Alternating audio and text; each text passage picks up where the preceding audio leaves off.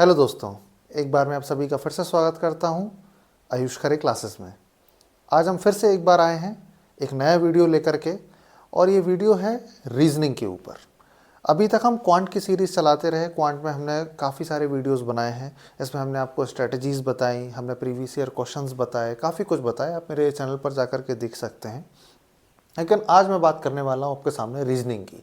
वैसे काफ़ी स्टूडेंट्स ने ये पूछा कि सर रीजनिंग की पजल्स को हम जब प्रीलिम्स में करने जाते हैं तो एकदम से पजल को देख करके एक थोड़ी घबराहट सी होने लगती है कि यार ये पजल को हम किस तरीके से टैकल करें, इतनी फास्ट कैसे हो सकती है ये, जिससे जल्दी से जल्दी हमारा 20 मिनट में हमारा जो है पूरा टारगेट अचीव हो जाए, जितना हम सोच के गए हैं और जितना मैक्सिमम से मैक्सिमम कर सकते हैं।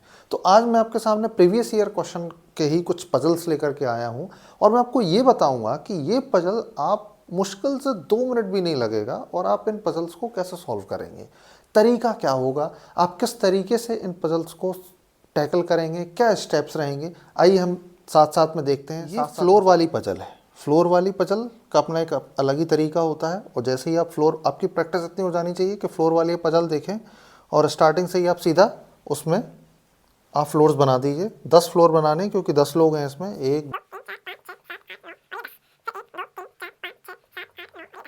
कि मैंने 10 फ्लोर्स इसलिए बनाए, तुरंत ही मैंने बना लिए।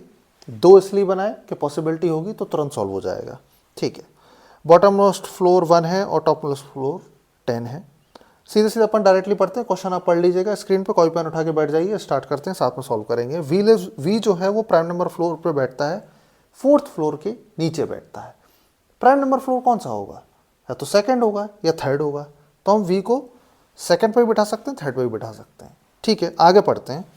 S lives below V but not on the ground floor. अब एस जो है वी के नीचे रहता है लेकिन ग्राउंड फ्लोर पे नहीं रहता है। तो ठीक है, अगर हम वी को इधर लेते तो एस ग्राउंड फ्लोर पे आ जाता, तो हम यहाँ तो ले नहीं सकते, तो वी हमारा थर्ड फ्लोर पे आएगा और एस उसके जस्ट नीचे आ जाएगा। ठीक है, इसमें भी हम लिखते चलेंगे। आगे चलिए। There are as many person live below as below P. जितने पर्सन एस के नीचे रहते हैं, एस के ऊपर रहते हैं, उतने ही पी के नीचे रहते हैं। ठीक है, अब जब एस यहाँ है तो पी यहाँ हो जाएगा, पी को हम यहाँ रख लेते हैं। ठीक है, आगे चलिए। More than 3 person live between P and Y who lives above X. भाई पी और वाई के बीच में 3 से ज़्यादा लोग रहते हैं। ठीक है, 1 2 3 4, कम से कम 4 तो अपन मान के चलेंगे, तो 4 तो हम छोड़ेंगे। 1 2 3 4। अब यहाँ पे हम y ले सकते हैं, हम इधर भी y ले सकते हैं। हमारे पास में 2 जगह है y की, एक तो यहाँ है और एक यहाँ है। आगे पढ़ते हैं। y जो है वो x के ऊपर रहता है, तो हम यहाँ y नहीं ले सकते क्योंकि x नीचे आएगा, तो y को हम यहाँ लेंगे और x इधर लेंगे। ठीक, ये आपका y हो गया। अब आगे चलते हैं। 1 person lives between t and y। भाई t और y के बीच में एक आदमी रहता है, तो t और y, तो यहाँ पे t हो गया। बहुत सिंपल पजल थी ये। w lives just below r। अब w जो है वो r के जस्ट नीचे रहता है, तो भाई इसमें जस्ट नीचे का ऑप्शन तो खाली यही बनता है, तो ये हो गया w just. u does not live below q। u जो है वो q के नीचे नहीं रहता, तो भाई u जो q के नीचे नहीं रहता तो u सबसे ऊपर आ जाएगा और q उधर आ जाएगा, और पजल आपकी सॉल्व हो गई। ये पजल मुझे लगता है कि 1.5 मिनट का समय भी नहीं लेती, अगर आपकी प्रैक्टिस बहुत अच्छी होगी। इसमें तो दूसरी पॉसिबिलिटी की संभावना ही नहीं है, ये तो एक ही सीरीज़ में सीधे ख़त्म हो जा रही है। ठीक है, बहुत आसान थी ये पजल, प्रैक्टिस करते रहिए, सीखिए। 6 person A B C D E and F। circular table facing the center but not necessarily in the same order. They like different flowers. Marigold. इस टाइप से पूरा क्वेश्चन है। पूरा क्वेश्चन नहीं पढ़ूंगा, आप स्क्रीन पर देख लीजिए, अपन डायरेक्टली सॉल्व करेंगे इसको। ठीक है, 6 पर्सन है, हमें बैठाना है। अब हम इसको एग्जाम में दे रहे हो तो हम क्या अप्रोच करते हैं? आप जल्दी से जल्दी इसको फटाफट एक सर्कुलर टेबल बनाते। ठीक, ये आपने टेबल बना ली, ये आपने सर्कल बना लिया। 6 लोगों को आप जल्दी से बैठा दीजिए। यहाँ पे 1 2 3 4 5 6 लोगों को आपने बैठा दिया। सेफ साइड के लिए ना जल्दी से 2 सर्कल बना लीजिए कि पॉसिबिलिटीज़ की अगर गुंजाइश रही तो आपको वहाँ पे इतना समय नहीं लगेगा और आप पहले से 2 सर्कल बना करके चलेंगे। एक सर्कल हमने यहाँ बना लिया, एक सर्कल यहाँ बन गया। अब अपन शुरुआत करते हैं। सवाल में ये पूछा है कि मतलब बोला गया है कि F sits second to the left of the one who like rose. अच्छा, सारे लोग मतलब इनसाइड ही देख रहे हैं। ठीक है, तो F sits second to the left of the rose. ठीक है, यहाँ पे एफ को बैठा दीजिए, एफ तो कहीं बैठ सकता है, इधर भी एफ बैठा दीजिए, ठीक है। सेकंड टू द लेफ्ट तो रोज़ यहाँ आ जाएगा, यहाँ पे रोज़ आर ओ कर दिया, यहाँ पे आर ओ कर दिए, फटाफट, ज़्यादा समय नहीं लगता। ये मैं आपको पढ़ा रहा हूँ तो लग रहा है टाइमर लगा के स्पीड से करेंगे, बहुत फास्ट होता है ये, ठीक है। Rose B and the one who like rose are immediate neighbours. अब भाई बी जो है वो रोज का इमीडिएट नाइबर है, तो यहाँ पॉसिबिलिटीज ही बन जाती है। चलो एक बार बी को यहाँ बैठा दीजिए, एक बार बी को यहाँ बैठा दीजिए, ठीक। अब बोला गया है कि A faces the one who like jasmine and sits near F. भाई ये हमको पता नहीं है, अभी पूरे क्वेश्चन में हमको ये पता नहीं लग रहा है कि ए कहाँ बैठेगा, बस इतना पता है कि ए जो है वो जैस्मीन को फेस करता है और एफ के नियर है। तो भाई एफ के नियर है, तो एफ के नियर है तो मतलब ए यहाँ बैठेगा। अब इधर तो हमें ए पता नहीं है, लेकिन ए जो है वो जैस्मीन को फेस कर रहा है, तो ए यहाँ तो नहीं बैठ सकता क्योंकि यहाँ रोज है, तो हम ए को यहाँ बैठा देंगे। और जैस्मीन को फेस कर रहा है तो मतलब कि यहाँ जैस्मीन आ जाएगा। अच्छा, यहाँ भी हम ए को नहीं बैठा सकते क्योंकि यहाँ पे रोज है, तो ये गलत हो जाएगा। तो यहाँ पर फिर हम कुछ भी नहीं करेंगे और ये पजल हमारी यहाँ से, इसकी कोई आवश्यकता नहीं है, हम इसी को कंटिन्यू करेंगे क्योंकि ए के सामने जैस्मीन बैठी हुई है, ठीक है। C sits second to the left of the one who likes lily. भाई सी जो है वो लिली के सेकंड ऑफ द लेफ्ट में बैठी हुई है, ठीक है।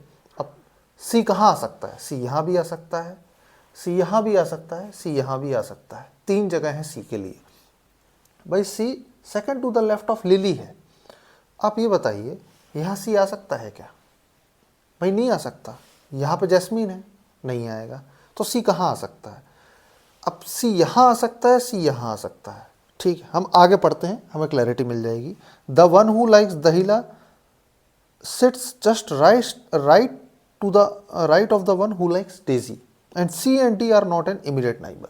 भाई वो ये बोल रहा है कि जो दहिला जो एक फ्लावर है वो डेजी जो फ्लावर है उसके जस्ट राइट में है, ठीक है, उसके जस्ट राइट में है। अब आप बताओ यहाँ पे दहिला और डेजी का कॉम्बिनेशन बन नहीं सकता, तो कॉम्बिनेशन या तो यहाँ बनेगा या फिर यहाँ बनेगा। कि C sits second to the left of the one who likes lily, तो हम सी को कहाँ बैठा सकते हैं? क्या हम सी को यहाँ बैठा सकते हैं? सी जो है इधर है, लिली इधर आ जाएगा, ठीक है। फिर आप डेजी को और डेजी को और दहिला को इधर फिक्स कर सकते हो, ठीक है। हम यही करेंगे, सी इधर आएगा, लिली इधर आएगा, और पूछा गया है कि जो दहिला है वो इधर आएगा और डेजी इधर आएगा, ठीक। अब क्या बचा? सी एंड डी इमीडिएट नाइबर्स नहीं है, तो सी को हम यहाँ पर, डी को हम यहाँ कर सकते हो, जो बचा वो यहाँ आ जाएगा। मतलब मेरे ख्याल से ई यहाँ आ जाएगा और आपका सवाल ख़त्म हो चुका है। बस इतना ही समय लगना था इसमें।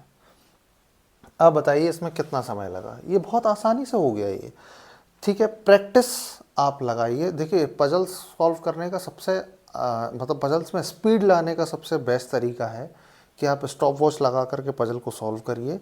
1.5 प्रीलिम्स लेवल की पजल है तो मैक्स टू मैक्स आप खुद के लिए टारगेट सेट करिए कि मुझे कैसे भी करके 2 से 2.5 मिनट के अंदर पजल को लीनियर जब फॉर्म में जब पजल्स आती है तो उसको किस तरीके से हम टैकल करते हैं। क्वेश्चन आप मेरे सवाल स्क्रीन पर देख लीजिए, हम डायरेक्टली सॉल्व करेंगे बिना टाइम वेस्ट किए। भाई 8 लोग एक रो में बैठे हुए हैं, ठीक है। 8 लोग एक रो में बैठे हुए हैं, तो हम 2 रो बना लेते हैं, ठीक है। एक रो हमने ये बना, 4 नॉर्थ में देख रहे हैं और 4 साउथ में देख रहे हैं, ठीक है। और हमें नहीं पता कौन नॉर्थ में कौन साउथ में है, हम तो बस 8 लोग बैठा दिए। अब सवाल में पूछा है कि 3 person sit between A and B, ठीक है, and one of them sits at the end of the row. भाई ए और बी के बीच में 3 लोग बैठे हैं और एक व्यक्ति ए और बी में से कोई एक रो के एंड में है, ठीक है। अब आप ये बताइए मुझे कि ए और बी, या तो मैं ए को इधर लूँ और 1 2 3 बी को इधर ले लूँ, या फिर मैं ए को इधर लूँ, या फिर मैं बी को इधर ले लूँ और फिर इसके बाद ए को लूँ। ऐसा ही मैं इधर से भी कर सकता हूँ, ऐसा इधर से भी, ऐसा इधर से, तो कन्फ्यूजन हो सकता है। आपको इस कन्फ्यूजन से बचना है। क्वेश्चन को और आगे पढ़िए। ये जो इस टाइप की जो पजल्स आती है ना प्रीलिम्स में, ये आपको डेफिनेटली कंफ्यूज करने के लिए आती है और आपका टाइम वेस्ट करने के लिए आती हैं। तो ऐसी पजल्स में क्लैरिटी कैसे लानी है मैं आपको उसमें बताता हूँ। अब आगे सवाल में लिखा है कि C sits second to the right of B who faces north. भाई बी नॉर्थ में देख रहा है और C second to the right है बी के। अब एक बात तो समझ में आती है कि बी इधर नहीं आएगा, बी इधर नहीं आएगा, क्योंकि इसके सेकेंड टू द राइट सी है।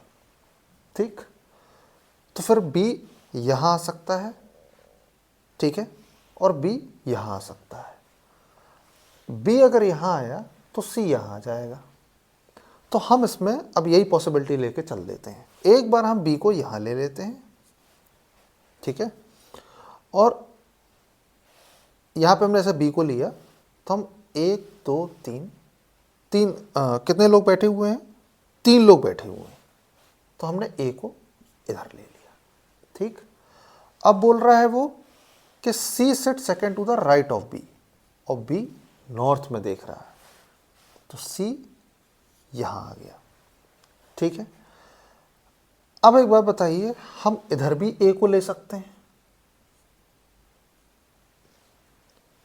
ठीक है, और फिर इसके बाद 1 2 3 बी को हम यहां ले सकते हैं। ले सकते हैं कि नहीं ले सकते हैं? और फिर इसके बाद हम सी को इधर भी ले सकते हैं। ये भी एक पॉसिबिलिटी है कि नहीं? ठीक है, एक पॉसिबिलिटी ये भी है कि हम यहां पे ए को लें और फिर इसके बाद 3 लोगों को छोड़ करके बी इधर लें, तो यानी कि इसमें 3 पॉसिबिलिटी बनेंगी, बट हम उतना अवॉइड करेंगे। अभी आप 2 को लेकर के देखिए, ज़रूरत लगी तो हम आगे देखते हैं। इतनी ज़्यादा पॉसिबिलिटीज़ नहीं बनानी है कि आप पेपर में कंफ्यूज हो जाएं। अभी हम सब 2 को लेकर के चलते हैं। एक बार हमने बी को एंड पे ले लिया, एक बार हमने ए को एंड पे ले लिया, फिर हम आगे बढ़ते हैं। D and B face same direction but they do not sit adjacent to each other. D और बी एक साथ नहीं बैठते, ठीक है, तो ना तो डी यहाँ बैठेगा, डी यहाँ नहीं बैठ रहा, डी यहाँ भी नहीं बैठेगा, इधर भी नहीं बैठेगा और इधर भी नहीं बैठेगा, लेकिन डी एंड बी फेस, लेकिन दोनों ही सेम डायरेक्शन फेस करते हैं, यानी कि डी भी जो है नॉर्थ डायरेक्शन में ही फेस कर रहा है, but they do not sit adjacent to each other. E sits third to the left of D. भाई डी जो है, मतलब कहना चाहिए ई जो है वो डी के थर्ड टू द लेफ्ट है। अब एक बात बताइए, डी यहाँ आएगा नहीं, ठीक है, डी इधर भी नहीं आएगा, तो अगर ई को थर्ड टू द लेफ्ट बैठना है तो यहाँ तो डी आ नहीं सकता क्योंकि लेफ्ट में है ई, तो डेफिनेटली हम डी को यहाँ बैठाएंगे। डी को हम यहाँ बैठाएंगे तो हम ई को फर्स्ट सेकंड थर्ड, ई इधर आ जाएगा। अब ये गड़बड़ हो गया, तो यानी कि ये हमारा नहीं बनेगा, ठीक है।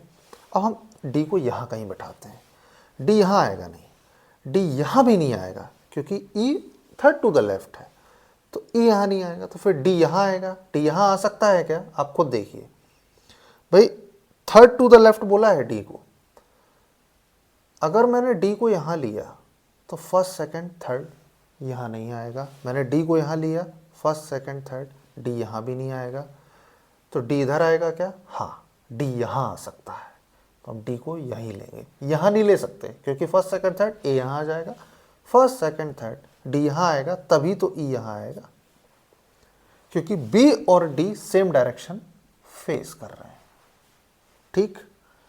अच्छा, E sits third to the left of D and faces opposite direction to D. Opposite direction to D. G sits third to the right of C. भाई G जो है third to the right of C है, तो definitely G यहाँ आ जाएगा। Third to the right बोला गया है तो इसका मतलब ये नॉर्थ में है, ठीक। आगे चलिए। Both the immediate neighbors of G faces same direction. ये बोला है कि जी के जो इमीडिएट नाइबर्स हैं वो सेम डायरेक्शन फेस करते हैं, यानी कि फिर अगर ये नॉर्थ में है तो ये भी नॉर्थ में होगा। सवाल में ये पूछा गया है। H sits to the right of F, H sits to the right of F, तो भाई अब तो साफ समझ में आ रहा है कि एच यहाँ आ जाएगा, एफ यहाँ आ जाएगा। ऐसा क्यों? आप ये देखिए कि नॉर्थ में देखने वाले कितने लोग हो गए हैं, 1 2 3 4, ठीक है, तो अब साउथ वाले कितने हैं, ये है, एक ये है और एक ये है। अब बोला गया है H sits to the right of F, sorry, तो H यहाँ आएगा, ठीक है, F अपन यहाँ करेंगे, ठीक है। ये हो गया इसका उत्तर और यही इस पजल का सॉल्यूशन था। मुझे पता है थोड़ा सा जमाने में समय लगता है, बट आप प्रैक्टिस करेंगे तो चीज़ें आसानी से हो जाएंगी। और इस लेवल की जो पजल्स होती हैं ना, ये आपको जो है कंफ्यूज करने के लिए ही आती हैं और ये थोड़ा सा आपका टाइम वेस्ट करने के लिए भी आती हैं। तो आपको ऐसी पजल्स में ना क्लैरिटी अच्छी रखनी है और क्लैरिटी अच्छी रखने के लिए प्रैक्टिस करनी है टाइमर लगा के। तो मैं हमेशा अपने स्ट्रेटजी वाले वीडियोस में ये सजेशन भी देता हूँ कि अगर आप पजल्स की प्रैक्टिस करते हैं तो आप स्टॉप वॉच लगा के करिए, टाइमर लगा के करिए और ख़ुद एक टारगेट सेट करिए कि 2 मिनट से 2.5 मिनट के बीच में मैं इस सवाल को सॉल्व कर लूँगा। 2-2.5 मिनट से ज़्यादा की पजल में समय लगना ही नहीं चाहिए। आप प्रीलिम्स का पेपर दे रहे हैं, SBI PO SBI clerk level का अगर आप पेपर दे रहे हैं तो 2-2.5 मिनट से ज़्यादा का समय बिल्कुल नहीं लगना चाहिए। जब तक आपका इतना समय नहीं आ जाता आप तब तक प्रैक्टिस बराबर करिए, ठीक है। आज मैंने आपको कुछ पजल्स बताई हैं, सर्कुलर है, लीनियर है, फ्लोर वाली पजल्स है। हम आगे और पजल्स लेकर के आएंगे और डिफ़िकल्ट लेवल की लेके आएंगे। ये तो प्रीलिम्स लेवल की थी, हम और सीखेंगे। चलिए मिलते हैं नेक्स्ट वीडियो में।